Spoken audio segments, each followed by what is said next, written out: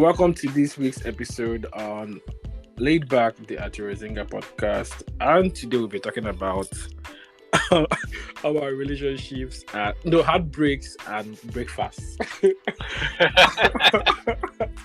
And so to talk about it today, we have Chudy here. Hello, Chudy. Hey, what's up? Yeah. Yeah, so an interesting topic. very, very interesting and funny because everybody's being served breakfast here. Breakfast, yeah. And to be honest, we follow the Sam. Let's not lie here. But yeah, definitely. Chudy and I, funnily, now that I just said it, I wanted to say we met at TPA, but that's a lie. We actually grew up almost on the same street. Yeah. We actually grew up almost on the same street, the same area, back in Enugu back then. Then we ended up working closely during when we worked together during the TPA area in Enugu as well. So, Hello Chudy, welcome to the show. Hi, Arinze. It's good to be here. And it's also good to have this interesting topic to explore and see where it takes us. Yeah. But how have you been in general? Before we get into that, generally, how have you been? Have you been okay? What have you been up to? Yeah. Been good, just pretty much trying to survive the economy in Nigeria. You know how it is, with the rising inflation and all that. Yeah. So even the money you're earning is getting devalued by the day. You go to the market this week and then next week everything is tripled. So, just trying to do one or two things to meet ends. Yeah, but with everything going on, Nigeria is a very, very funny place right now. I saw a video of the CBN governor saying he's ready to fight Aboki FX people. So that Nigeria is a very funny place right now. Very peculiar place. Yeah. Man, do you think, before we get into what we have to talk about, do you think going forward, do you think youth, because they've been saying youth should get into politics, whatever.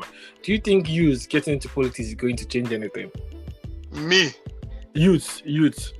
Okay, youth. I honestly, no. I honestly don't think so, because it's like a mindset thing. You find out that pretty much, the average Nigerian has the same kind of mindset. Everybody has this mindset. If I enter there, can I speak pidgin? Of course you can. Okay, so if I enter there, myself I go chop. So everybody has this "what's in it for me" kind of attitude, instead of what do I do to serve the people? So until we get that mindset shift, I don't think there's gonna be any changes. Yeah. To be honest. But I think because of the power. Anyway, I think every human being actually yearns for power. I say this, it sounds as if it sounds weird, but it's the truth. I think every human being yearns for power and influence, one way or the other. And most times, I think people are just waiting their turn. I think you're right. They're just waiting for their own opportunity and turn to get into power and then take over and then do whatever they can do with their friends, their family members, and reach their friends and family members as well. Why you see that most people that have relatives that are politicians, you don't get to see them criticize, or because they are chopping from it, they're benefiting from it. What do you want them to say? But what do you want them to say? And the thing I've come to realize is there was a time I would be bold enough maybe to even put it on Twitter or my WhatsApp status. I don't care, to say whatever I want. But the people I had on my WhatsApp status took it as if I was directly blasting them, attacking them, and then it will sound as if you are jealous, envious of them or whatever. But no, the truth is the truth. Okay, it doesn't have to be the truth. Let's forget about the truth. But if these guys if things are not working well, for example, in Enugu, my brother, they work. Let's be clear. Exactly. Stop lying to yourself. That you have someone in there doesn't change the fact that things are not working. Just be clear. Because if things were working, everybody would be happy. But deep down it's not working. But once you have someone in there, we stop complaining, because after all, my person did there. So why do I have to complain? I'm actually gaining from this, so I don't have to say anything. Yeah. Then you mentioned, then you mentioned about it doesn't matter whether young people. I've had this argument before, and they tell me young people come with great ideas, this, that. My brother, it's not even about. I think our generation will be worse. It will be worse. Yeah. Yeah. Will be worse. And this is the reason. Yeah. If you think about it, the era of in in 1999. If you check those governors back then, but New Jew, all these young then, not just somebody, but most of them were young people. If you think of McAfee, they were young people back then. And since it didn't change much, what is it going to change? And then our generation is so crazy about Instagram Live, for example. So imagine if a 29-year-old becomes the governor, and the person can fly first class, do other things, do what the person will just be showing you guys he's lounging on. So I think that even on that, if you check like the young governors that we have currently in Nigeria, they are performing very poorly, compared to the others. So it's not about the age. I think it's just a mindset thing. It's a mindset thing, and I think when people, there was this thing I did recently. I don't know I can't remember what it is or what the thing was about, but the thing was saying that a leader is supposed to be a servant leader.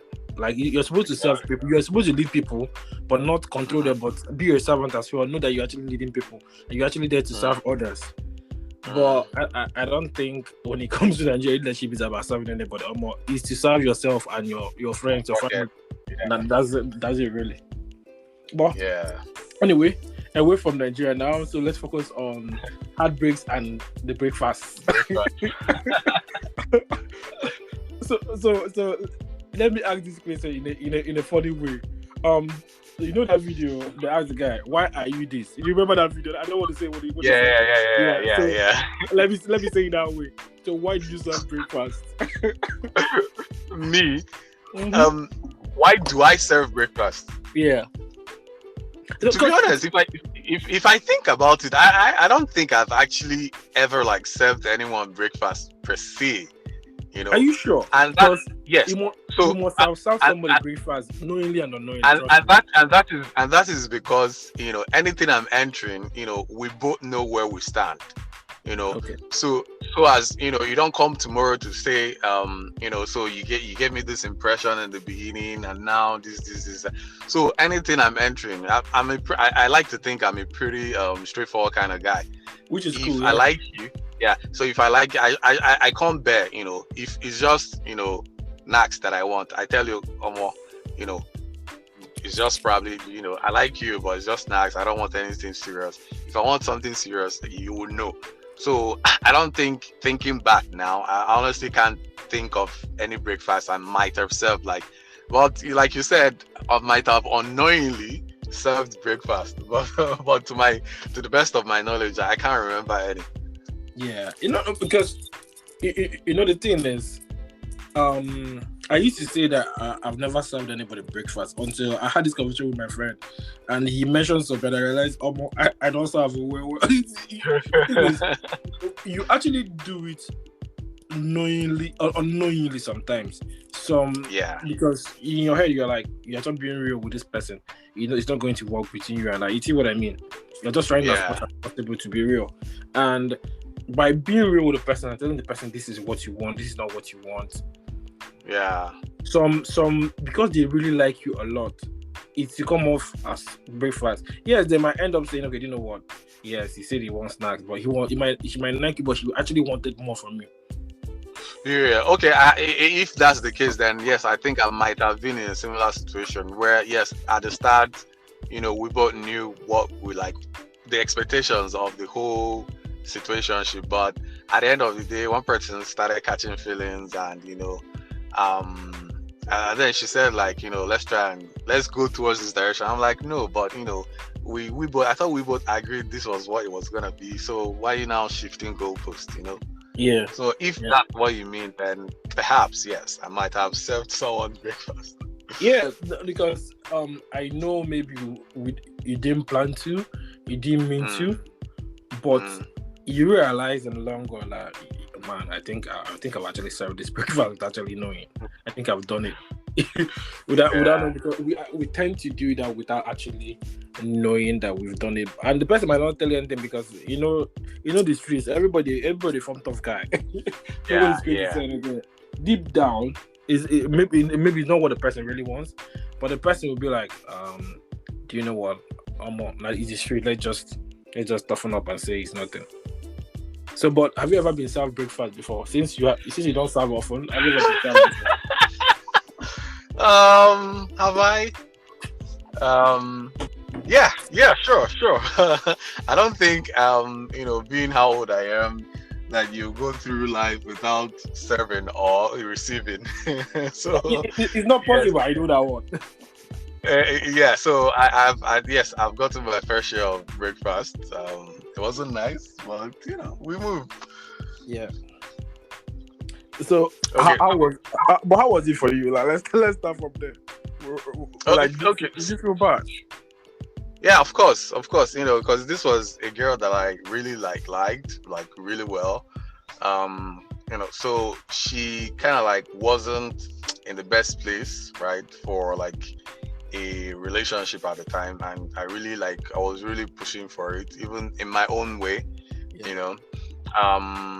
but I thought in my head things were going fine, but she just came and said, you know what, she just came up with one cock and bull story about how there's another guy, because she knew that if she mentioned another guy, I'll sort of like back off, so she just mentioned there was another guy, that that she really didn't mean to like hurt me, but she honestly does not see this going further, that she's sorry, the thing paid me, but I'm like, at least you're as a tough guy. As a tough guy, see nothing.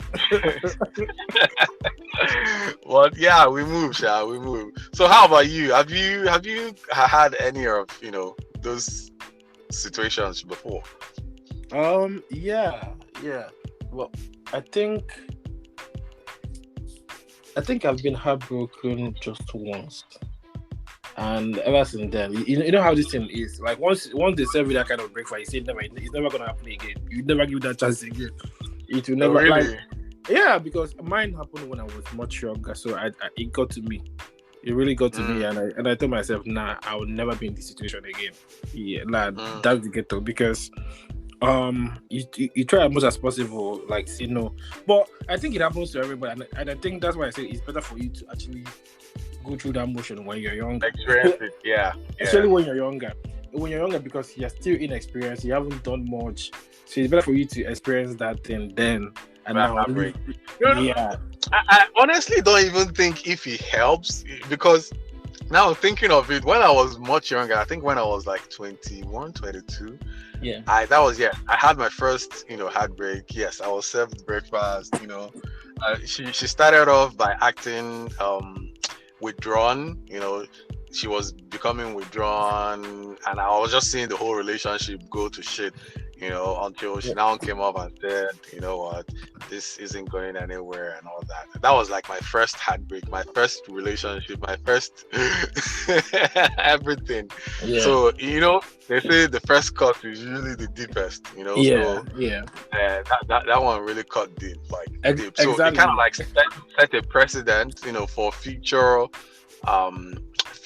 relationships. Yes, where your heart is kind of like guarded going into like certain types of relationships. But even at that, it's still, I think I'm someone that loves with my heart, regardless of what has happened in the past.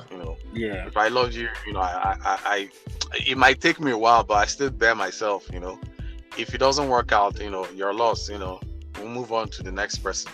Yeah, but this is the thing I've come to notice about the breakfast thing.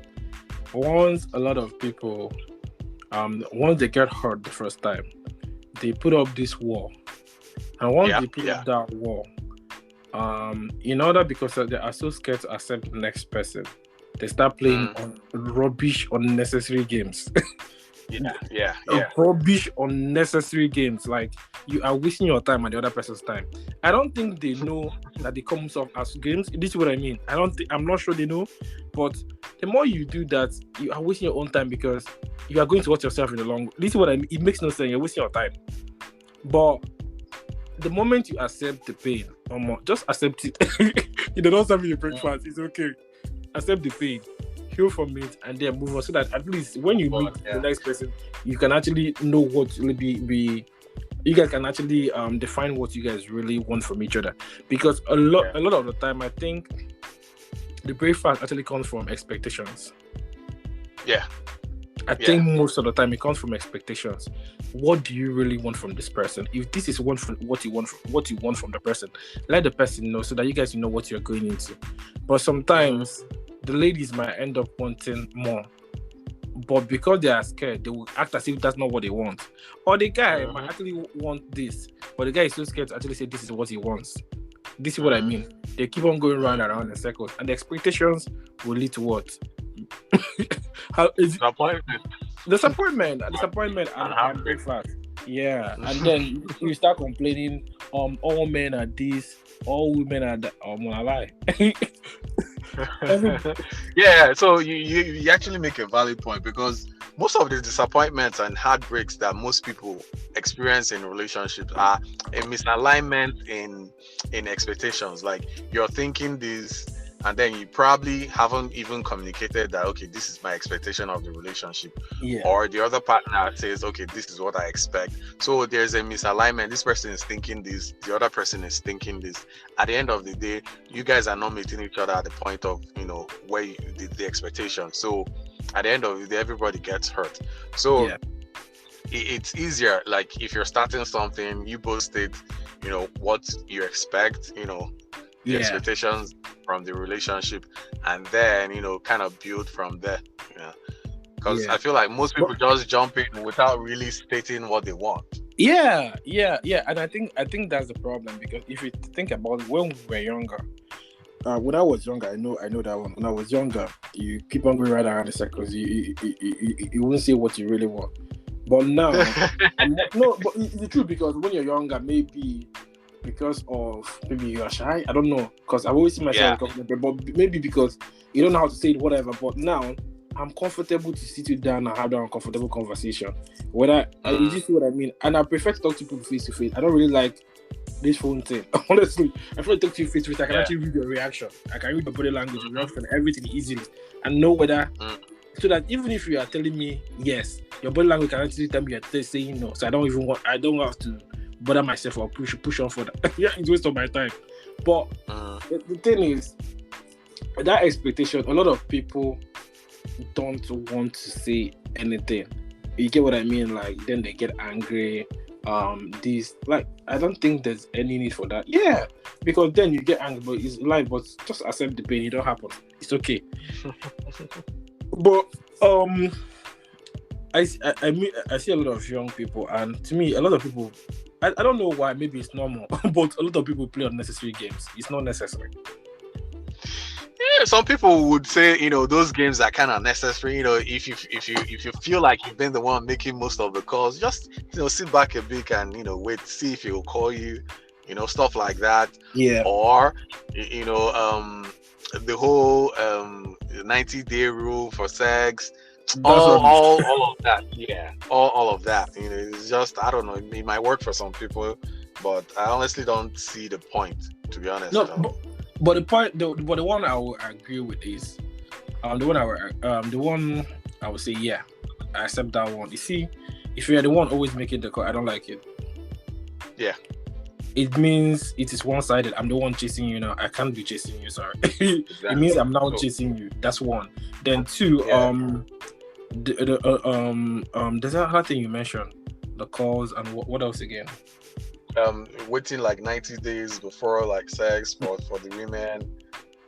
No, there's another thing you mentioned after that. But the calls in particular. That means the person is just on the receiving end, and you're just there calling the person. I don't know about other people, but if you're calling somebody, you should be calling anybody to actually get them out for you guys to meet face to face or whatever. And if the person is just there answering your call, the person is not coming, you're wasting your time. The person is just using you for validation and attention. There's nothing wasting your time. Move on. That's usually my mode of operation, like when it comes to relationships, especially with the opposite sex. In fact, to be honest, I would like to believe that I've never really like chased a girl. All the women I've dated, I've never really like chased them, like all the whole 9 yards, and then say, okay, will you be my girlfriend? No, I find that half the time it was probably me making the first move and then leaning back to see if you would chase me. Like if you chase me, I'll lean back a bit and then I'll chase you, and then it becomes a case of we both wanting each other. So it irks me when I see most guys like chasing, and then you're not getting anything in return. Like you're not even an iota of green light, from the person. You're still chasing. Now, what's the whole point? Like, where's your what's the word? Where's your worth? Self-respect. Exactly. Where's your self-respect? But there's this thing. Growing up in Nigeria, there were things I used to do when I was younger. My friends used to tell me that I'm too strict on strict this, that. But later on, I realized a lot of Nigerian men, I don't think some don't even know their worth. If you ask somebody out 2 times and the person says no, ignore the person. I know they hide them. Ignore the person. At all. If you ever see me playing the long game, it's just because, okay, you know what? I've seen this person like the long game. All of us, we go tired. You see my point? We go tired. But if it's something, if I really want something, say it is yours to me, I cannot play that long game with you. And when you do it, sometimes I used to, but I was advised by a friend I should stop doing it. Once there's a way I will talk to you 2 times, you come out, and I feel like I just delete you. I'm straight up, I don't waste my time. It's waste of my time. I just delete it. But my friend used to tell me. But then one day my friend told me I just let people they might come back later. But to me, I don't. The way I see it is, I love. So your friend kind of has a point, because it might not be a good time. It might not be a good time for that person, or the person might be liking someone at the time, or for whatever reason, or might be going through something for whatever reason. Exactly. But the thing I'm trying to explain here is, I love myself a lot. I don't know about that person, but and I put it out there. I cannot be your option or your second option. It don't ever work. I don't hide that. So once you show me, for example, you do not like me, I'm okay with that. There's no malice, there's no anger, but don't now maybe when you feel the other one is not working, you now want to use me as the next option. I know they accept that one. I don't know about that person, but it's dicey. It's dicey because okay, so would you say that you haven't done that to any other some of the girls that you've gotten with? Would you say that you probably haven't done it to some of the girls? But that's the thing. It's now left for them to accept or not. But me, I'm telling you what I will accept. Life is easy. But life is easy. It's now left for you to accept it or not. This is my point. But me, it's okay that we can there's no malice. We can actually be friends. This, that, but the point I'm trying to make is, if you meet people the first time and they give you attitude, they actually show you somehow one way or the other, start playing it, they don't really like you. Then later on, maybe I don't know what will happen. The person start coming back to see if you still like her. Some people do that. Then all of a sudden they start telling you that they've always liked you. This one, my brother. I don't know about that, but maybe the people fall for that shit. But that doesn't fly with me. But because most of the time, if you're not careful, you end up I've seen a lot of people. I look around. I don't know if people observe these things. You see people end up with people who don't really like them. Yeah. And you start wondering, my brother, my sister, can't you see? Don't you have eyes? Can't you really observe that this person doesn't really like you? It's just the person is just trying to settle. Now you are the option to settle. You see my point? Then you start asking yourself that question: can they really see that this person is just trying to settle with you? I mean, we all have different reasons for doing different things. Really, some people might be tired and they just want to settle down with just anybody. Different reasons, really. Yeah, no, but that's what I'm saying. Would you be comfortable somebody that doesn't like you, and the person doesn't like you? If you actually observe them, and all of a sudden the person wants to settle with you, talk through it. Will you be happy or comfortable with that? No. So if so I read people a lot, and if you're not burning, like if I don't see that burning desire to like be with me, I honestly wouldn't even accept, Yeah. I wouldn't. And I like to say that I also like myself as well, and I believe that I have, anybody that knows me or sees me should see my value, and that is the reason why I actually don't chase women for like long, because I believe you should see the value that I'm bringing. By being who like, if you get to know me, you should already see, okay, this guy is valuable, and all that. But if I have to start convincing you, okay, would you like go out with me? Would you date me? Then I've missed the whole plot. You are the one that should see the value and then be like, okay, hey, this guy is good. Let me try and chase him too. After I've made the first move. I've also had women, make the first move. They probably saw the value from afar. They'll be like, okay, let me try and get with that. And if they're cool, I'm receptive to them. If they're not, then if I don't see any value that you might bring, then the friendship or the relationship or whatever the case may be might not turn into anything. It might just to die natural death. I'm honestly not getting anything from you. So I'm mostly about like, what value do you bring to my life, when it comes to like relationships, even on a platonic level. And that's why I don't have many friends, to be honest. I don't have many friends because I'm picky with the people like I allow into my space. Like if we cannot vibe. But one should be picky. If you invite everybody into your space, that means you don't really know yourself. As far as I'm concerned, that means you don't really know yourself. Because if you do know yourself, you should like no matter how confident whatever you are, just chill a bit and just watch the person to actually see how you can actually read the person, whether the person is worth inviting to your space or not. Mm-hmm. And just this thing you just mentioned, it's okay. Like you see people like, I don't know, before people used to tell me it's pride as my problem, but just like you said, like I know the value I am bringing to the table. So why do I have to convince you? I don't understand it. If I ever have to convince you, then there's something wrong. Like, but you meet some people and they want you to convince them that like they want you to prove yourself to them. Maybe they've been hurt in the past or whatever. I get it. But if I have to do that, that means I'm now losing the plot. I can't. But sometimes we try as much as possible to be okay. Like, this thing guys do, for example, you are talking to somebody. It's as if you are just asking the person question. The person just answers. The person not even asking you, hey, how are you? Nothing. You're just asking the person question, and you're still talking to the person. My brother, no, stop insulting yourself, I beg. I'm not really sure if a lot of people pay attention to that. What they only see is that, do you know what? After all, she's picking my call. But she's really responding. Yeah. So there's no interest. See, there's no interest. Sure. There's no interest. People tend to forget that some people just use other people for. That's what it is. They just use the person just using for attention and validation. And but I'm this kind of person, Sha. I can be like that. Once I feel like that's the kind of thing I feel like you want, I'll start using it for validation and attention at the same time. When I'm bored, I call you. I don't care.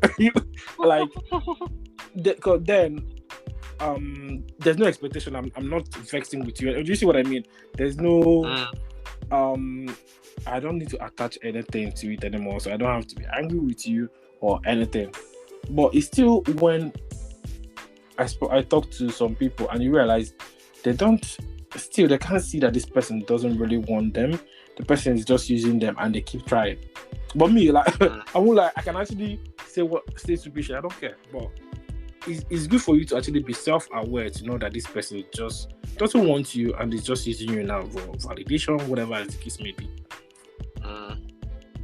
True. Yeah. But I had this conversation very recently. You sound just like some people I've met, kind of. Do you think the way you behave is because you grew up where you grew up, or because you went to federal? Because I've met some people and they're like that. They're so pretty. No, I'm serious. And then when I think about it, like especially like 'cause I was telling my friend, there's this a friend that does to people that I don't think they know. It gives, really. yeah, not in a bad way. Don't get me wrong. For example, we have this friend that gives you this a little bit of pride. That if somebody is actually treating you badly, you know the person treating you. So why should you have to be there? You carry your pride. They go and it's like federal. I don't know, but I've met people from federal a little bit, and then I watch them and see what they do, and I realize they tend to do without even knowing. They get as person go talk to them, they go just show you like why did they sense themselves like that? But then you meet other people and you see them begging and begging and begging. Yes, I'm not used to this. Is this what I mean? Yeah, like so that and it amazes me like when people like especially like when you're like for example like when you're in a relationship and maybe you're just in your body is like, or it's like some relationship challenge you're facing and they'd be like, go and beg Anna. I'm like, me beg? Why? And especially like for something I didn't if I was at fault, if I was at fault, but if it's something that wasn't my fault, I'm like, go and beg. Why should I beg? You yourself should see, if this is important to you, you yourself should come to the discussion table. Let's trash it out. Not me coming to like beg you. Yeah. Why? Especially for something that I didn't do. Like it did not make sense to me. Yeah. I like to think I don't know. I have, would I say pride, but I just don't see the point in making begging people, and to be honest, this is also why I don't chase women, like that. I honestly don't chase women, Yeah.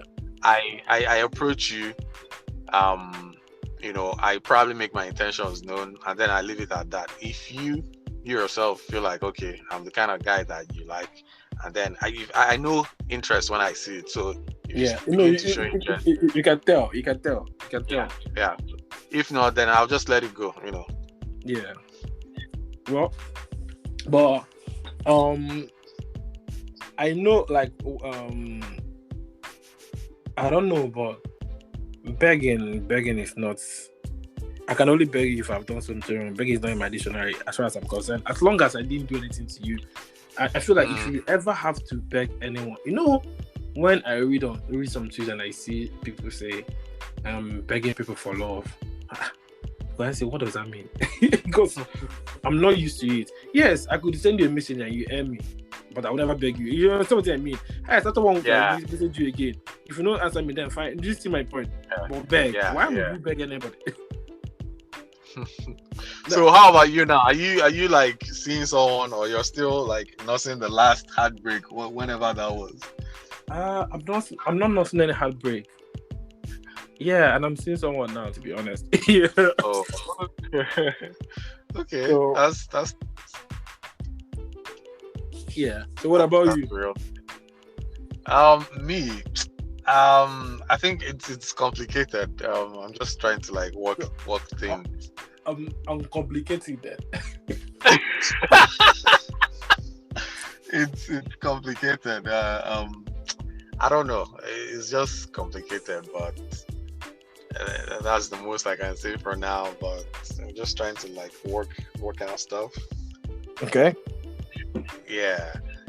So by work out stuff, do you mean you're trying as much as possible to change the complicated to something serious, or not?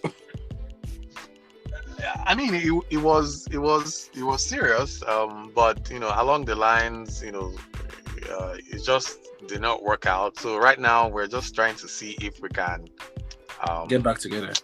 Yeah, like make things work, because there are like the issues that we're that led to the breakup were like, serious fundamental issues that kind of needs to be sorted out. And if it doesn't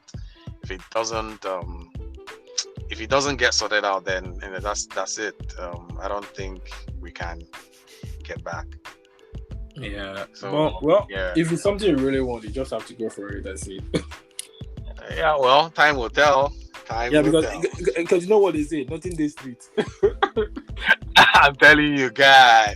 Like I'm telling you, God, like the caliber, the quality of women out there, like it scares me, especially these Gen Z girls.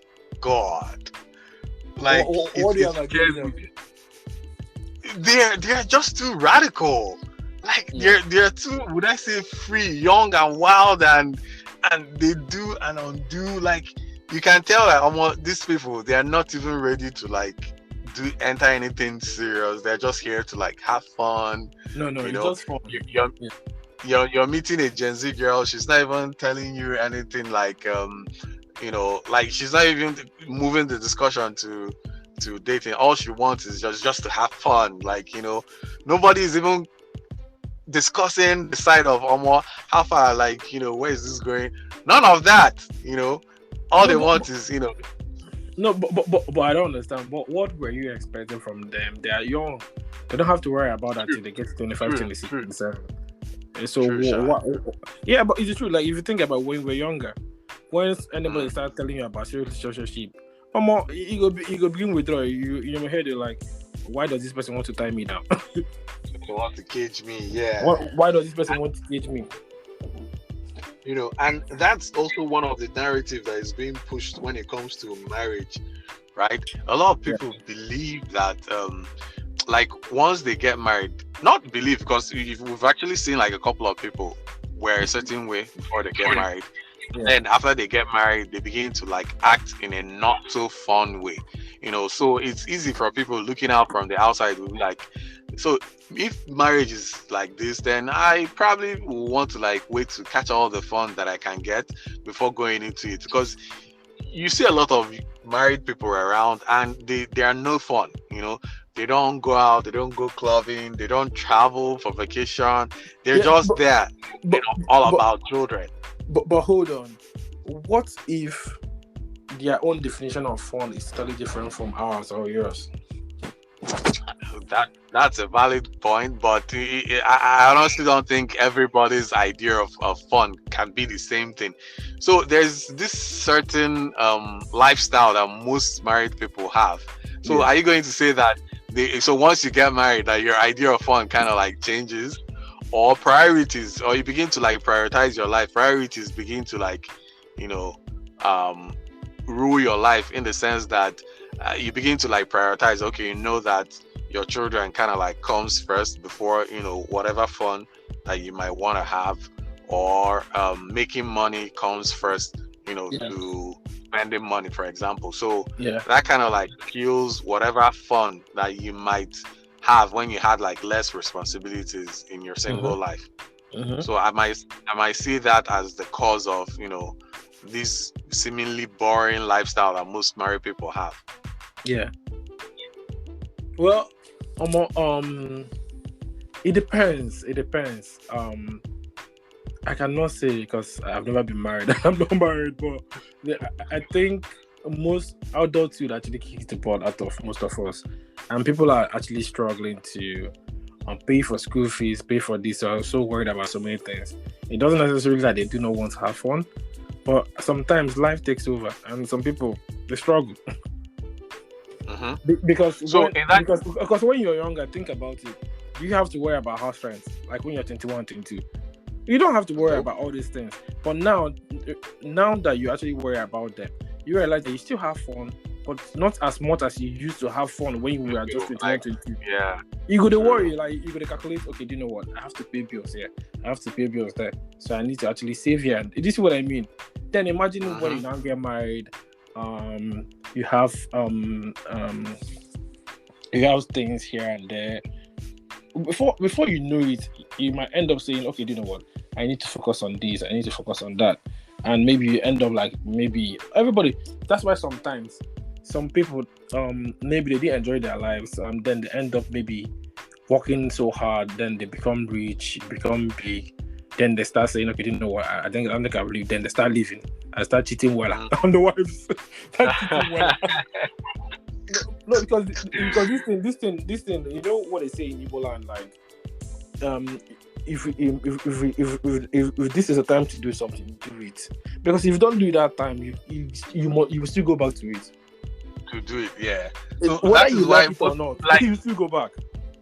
Some women that praise their men will be like, he's so faithful, he's this. Yeah. I'm like, girl, wait till like he gets money, then we'll know for sure like if he's actually like a faithful boyfriend, because money actually brings a lot of temptation.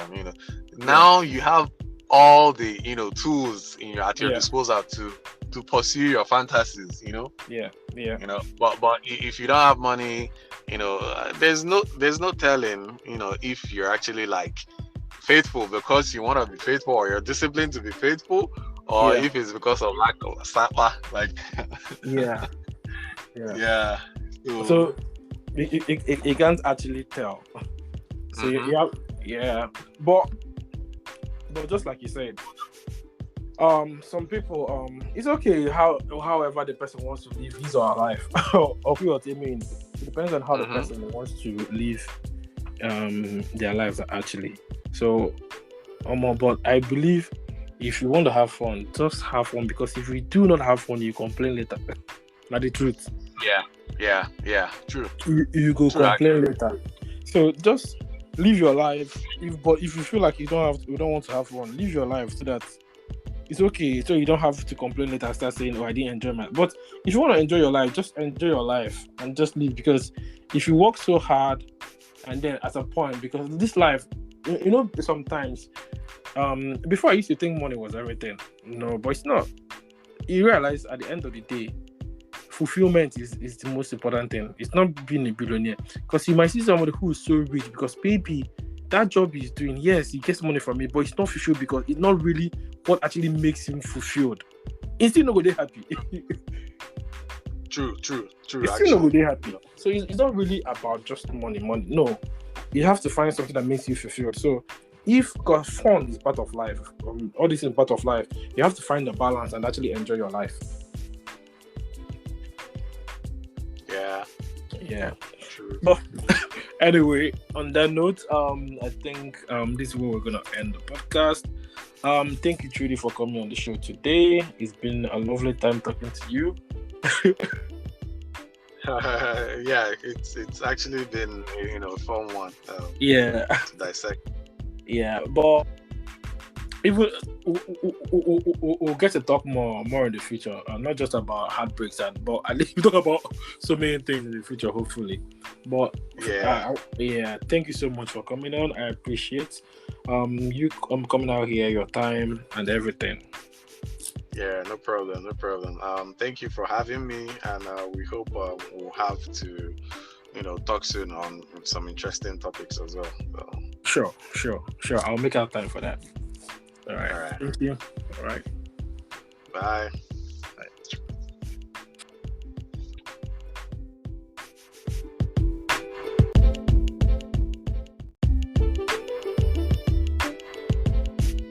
Laid Back the Atirozinka podcast will be a weekly podcast where I relax from the hustle and bustle of life to talk about a range of topics, including culture and lifestyle, sports, entertainment, history, science, technology, finance, politics, and religion.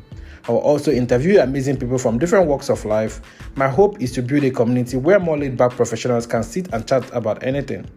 Find me on social media at Laidback on Twitter and Instagram, and make sure to subscribe, rate, and comment on any podcast app. Thank you.